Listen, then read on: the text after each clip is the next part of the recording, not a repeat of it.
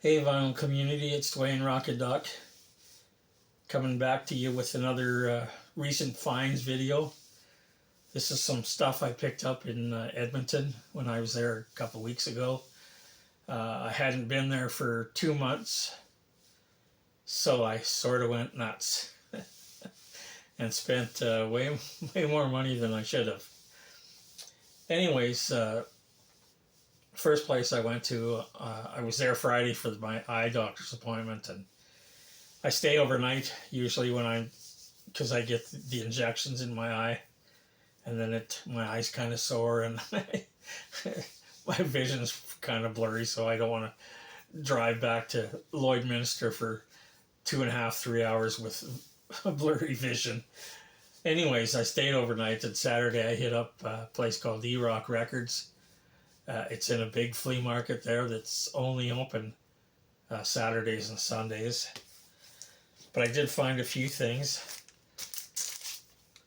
A compilation called Heated Garage.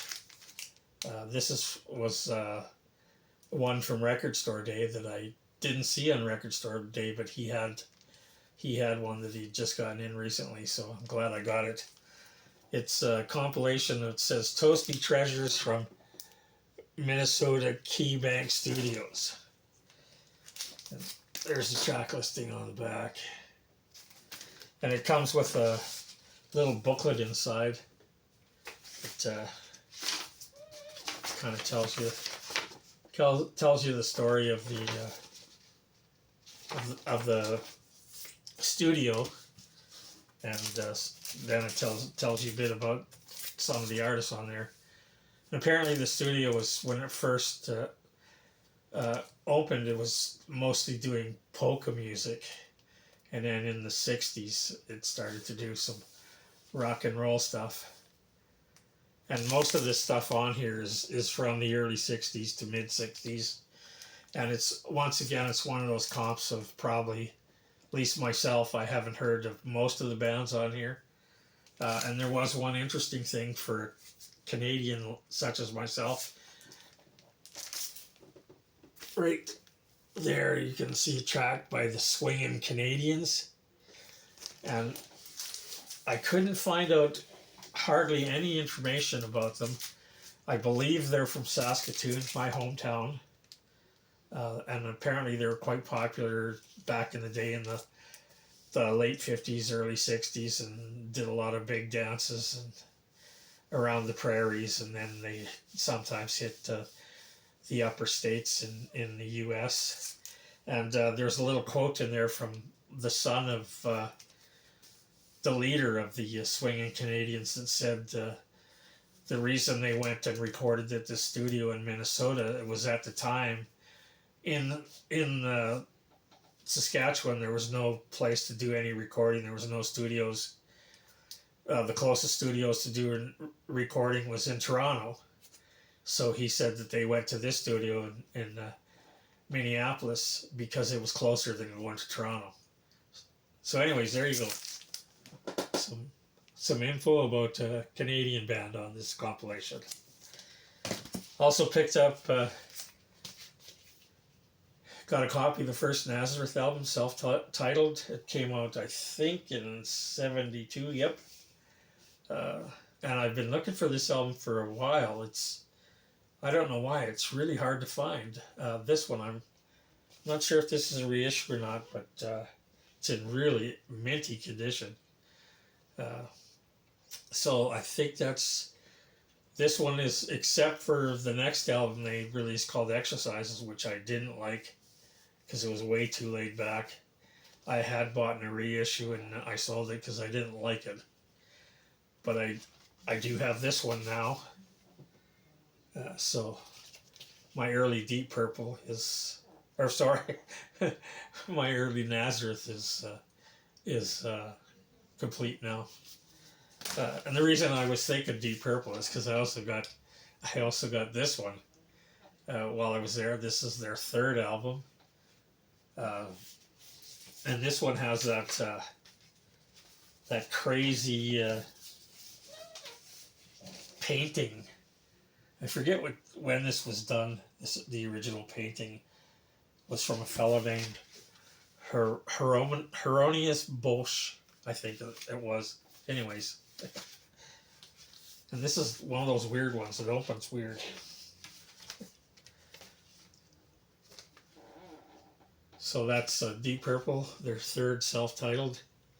Now I have all the Deep Purple early stuff. Just need some of their later stuff. And I picked this one up simply, this was a blind buy. I picked this one up just because I like the cover. It looks like these guys might be a half-decent power pop band, which they aren't. This is their debut and only album from 1982, and they're more of a new wave kind of alt rock band. There they are on the back, and it was it's pretty laid back, kind of new wave. The final track on side 2, and I forget what the title of it is.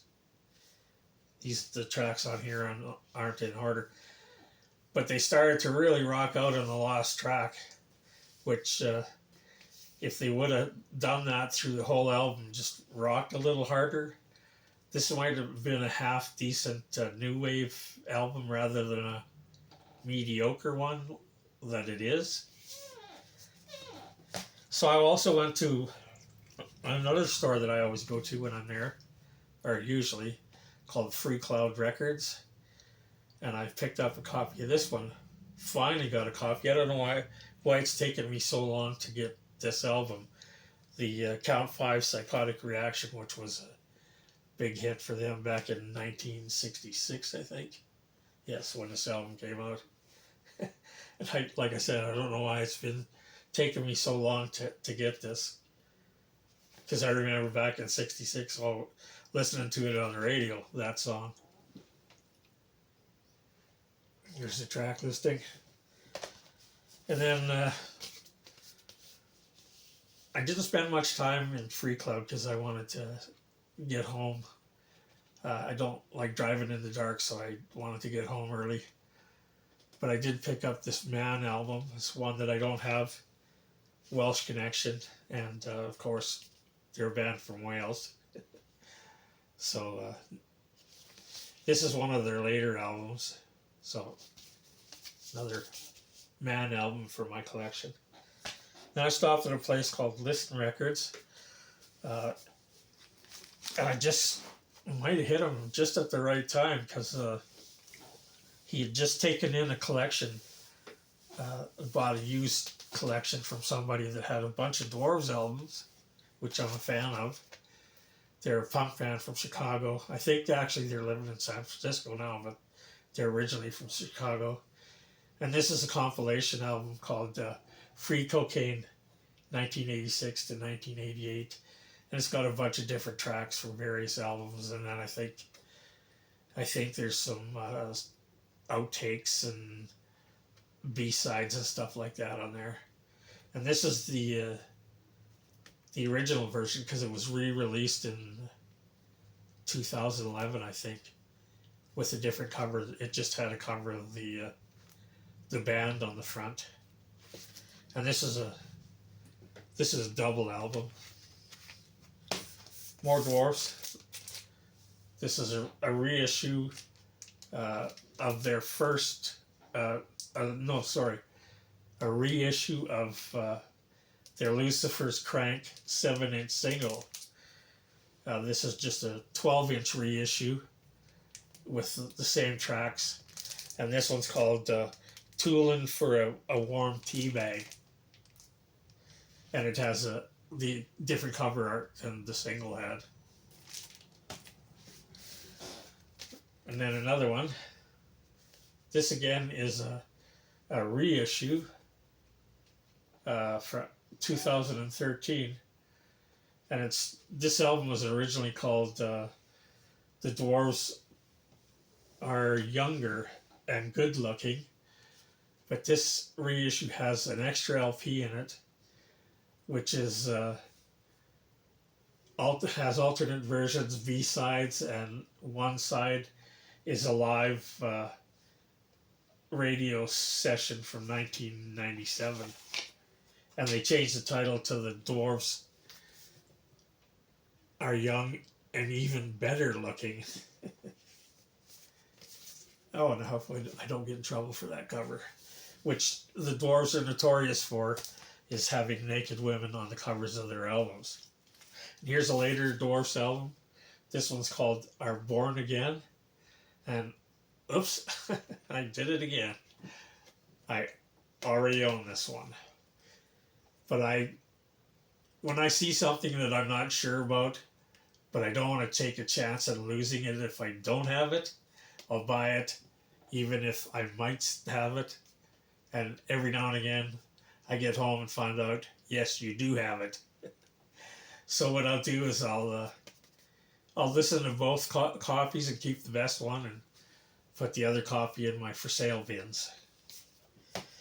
And he also got in this, which was really cool. Sorry for the glare because it's still in the tray, not opened.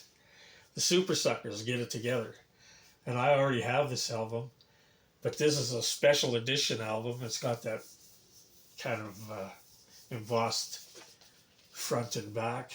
You can feel it. But this is it says world greatest rock and roll band, direct metal mastered, heavy 180 gram vinyl, limited edition of 666 copies. So glad I found that because I'm a big Super Suckers fan. And I also got something that I special ordered from him when I was in the last time is Blind Owl Wilson, his album. And it's actually, what it is a compilation album of various tracks off of different Canned Heat albums. Oh, and if you didn't know, he's a singer and guitar player from Canned Heat. And at first I was kind of pissed because there's no liner notes or nothing in it, I thought. And then I was pulling it out to play it the other day, and this fell out of it, which actually does tell you the story of Blind Owl. And it's got the track listings and where they came from and talks about them, side A and side B. So yeah, it was in there. I just didn't see it the first time around. And another blues album I got was John Mayall. This one's called Looking Back. And I don't have too many John Mayall albums because some of his stuff is bluesy, some's jazzy, and I don't really like the jazzy stuff. But this one is was released in 1969, and it's a collection of non-LP B-sides, and from singles from 1964 to 68, with a huge variety of well-known musicians on there. I don't know if you can see how well you can see that, but it's got guys like Jack Bruce, Eric Clapton, Mick Fleetwood, Peter Green, Keith Hartley, and Mick Taylor, among others. So that's John Mayall, Looking Back.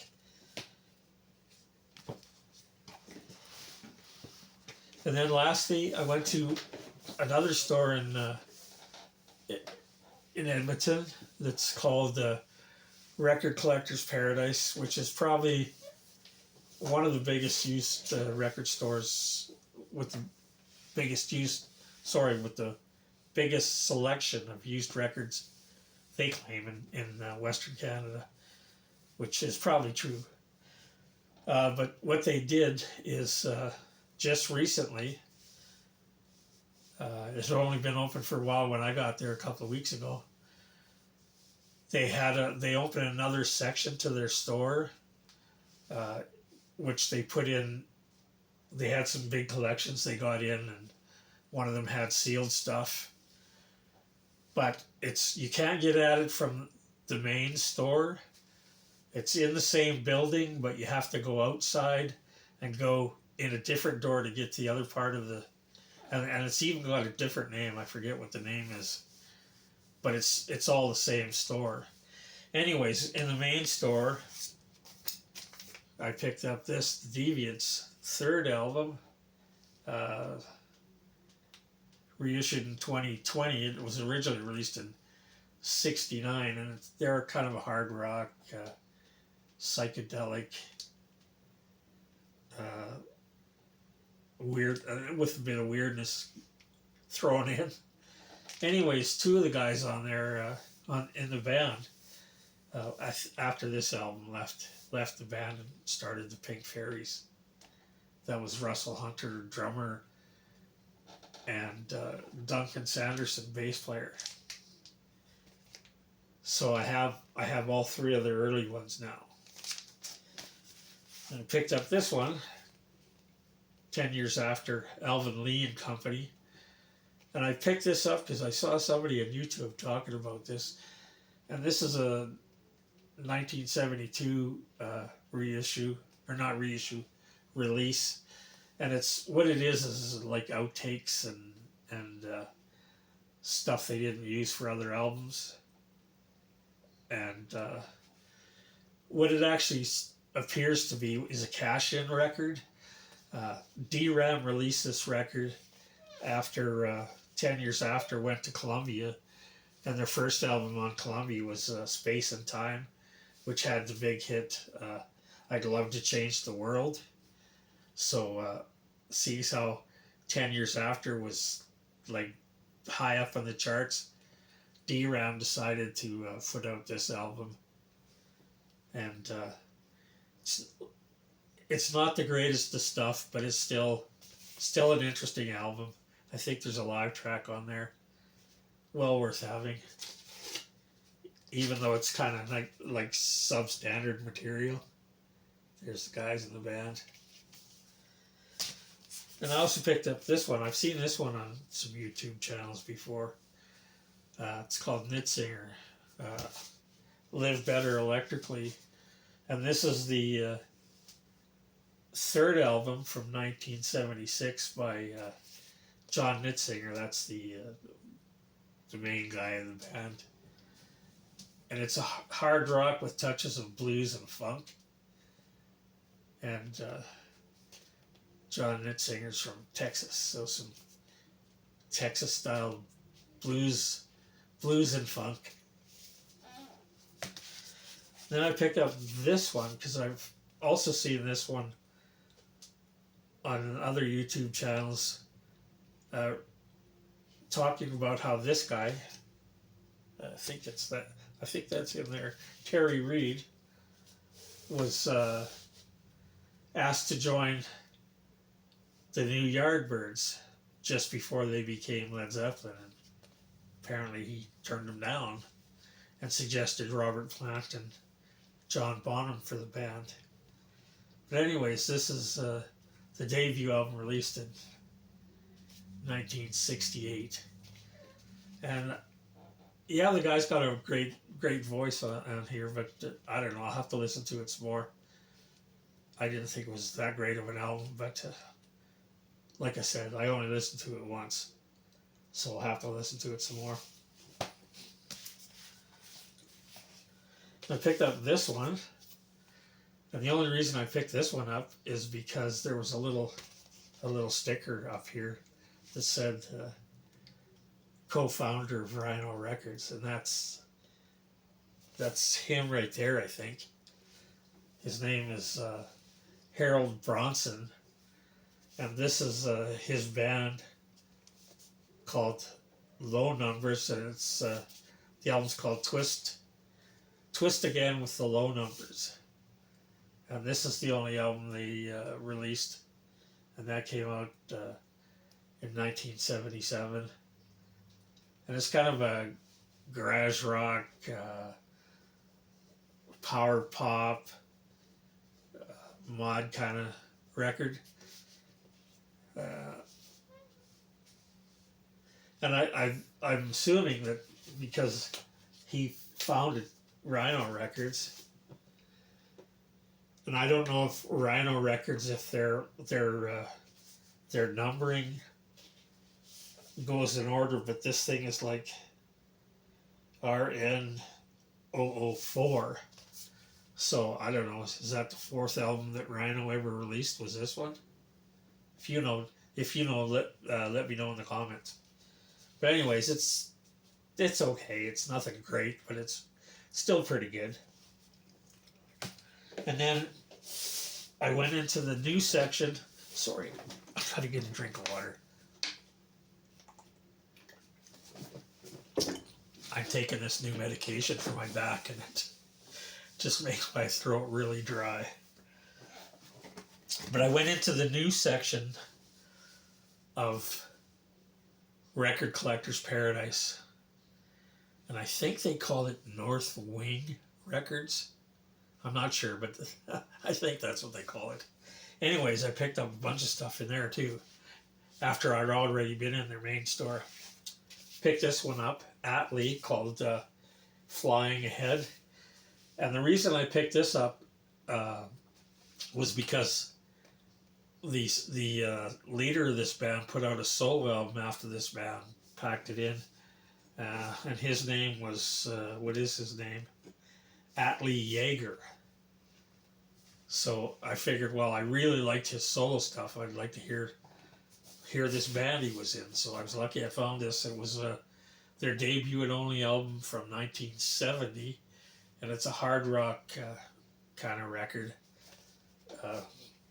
Good stuff. I really like it. I liked his solo record. Here's the back. Not much to it. Then I picked up some Humble Pie Thunderbox, one of the Humble Pie albums I'm missing. Just wanted to pick it up to complete my Humble Pie collection. I still need, I got all their earlier stuff, I still need some of their later stuff. And this one's with the die cut cover.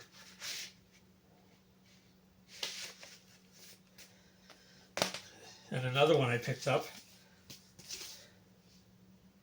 Johnny Rivers' Realization. And I picked this one up because I'd heard somebody talking about this on YouTube, about this being his psychedelic album.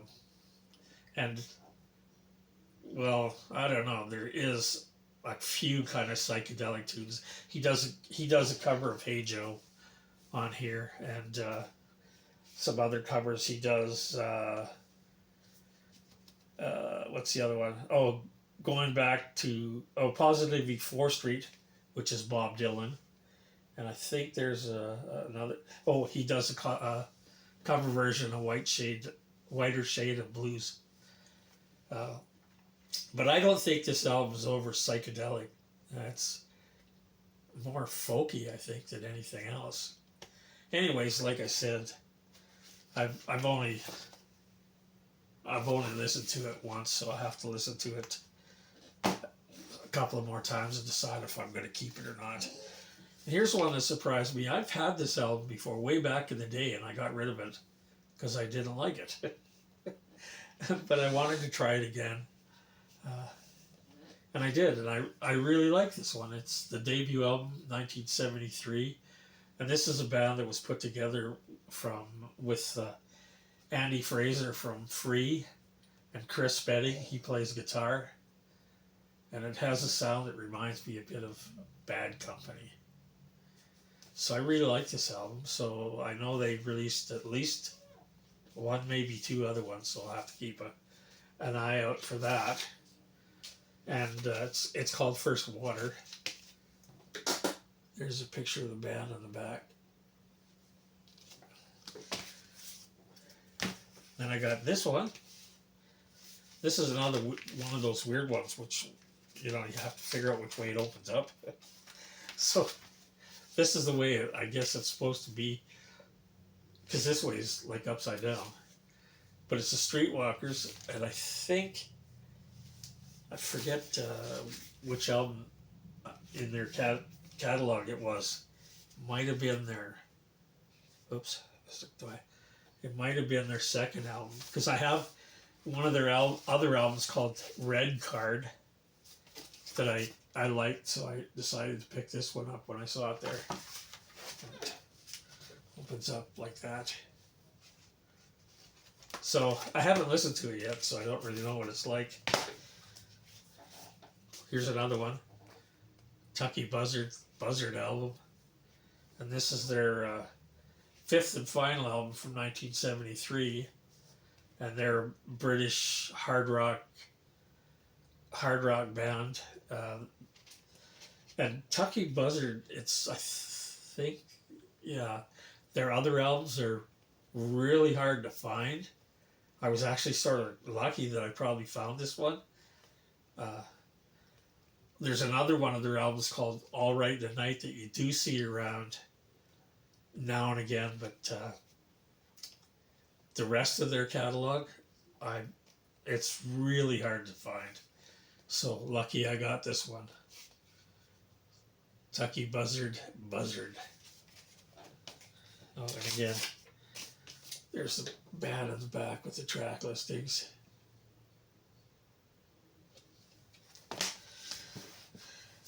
And then I got this one. Not a really huge fan of Wishbone Ash. This is their double live album called Live Dates. Oh, it's got the booklet. I don't know if it's supposed to be attached or not, but it isn't anymore. If it's supposed to be, with a bunch of photos in it. And the inner jacket. But I've heard some guys. I think there's a thread going around later last year, maybe earlier this year, on YouTube about people asking about their favorite or the best live album they have, or voted as their best live album. And a number of people had this on their list. So I think the only other album of theirs that I have is Argus. So I'll give this a listen, because their guitar player is supposed to be just a great guitar player. So I'll give that a listen. Then I picked up a couple of replacement copies. I already have this one, Uriah Heep, the double live album from January 1973. This one does have the booklet, still attached. But I'm hoping it's better than the one I have, because the one I have has a lot of surface noise on it. And here's another one picked up, hoping this will be a better playing copy than the one I already have. This is Man, Back into the Future.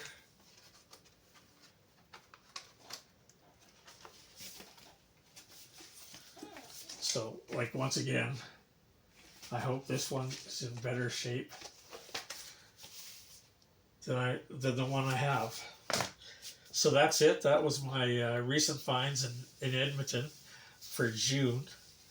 And I was checking some stuff on Facebook just before I started this video, and Record Collectors Paradise put out a Facebook announcement that they just bought the entire store stock of some store in Phoenix, Arizona called High Records, I think it was. And they're bringing it all back to Edmonton to put in the new part of their store that I told you about. So I'm going back next month back to Edmonton. So hopefully I'll be finding a lot of great new stuff in all the stuff they're bringing back from Arizona. Anyways, this is Dwayne, Rockin' Dog. If you liked what you saw, please subscribe if you aren't already. And hit the like button. Anyways, you stay safe and stay healthy. We'll see you again next time.